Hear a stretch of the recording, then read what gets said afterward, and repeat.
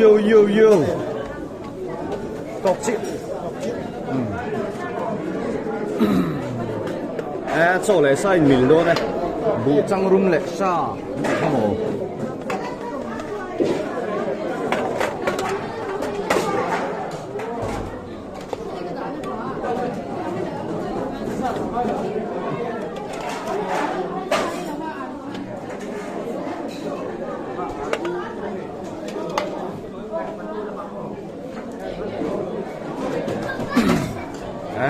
Là trâu rộ.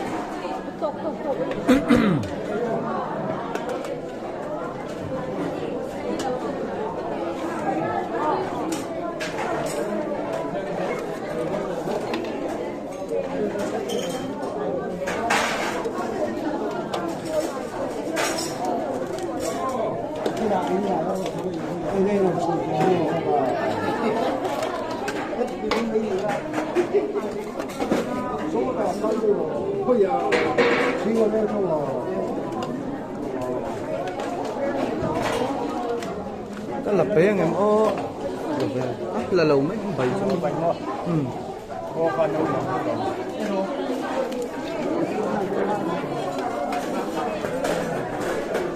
Tùy đồ, thì tùy không?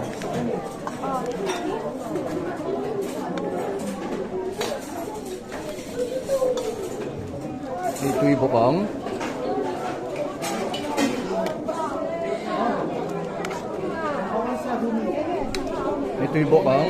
tùy bộ bóng thì phải dễ lòng 왔어요. tùy vết 돈이 들어. 에이 쭉 너.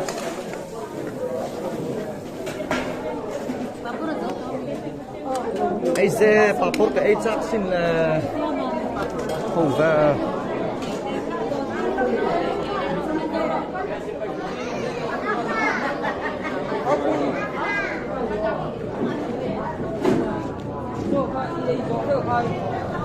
Like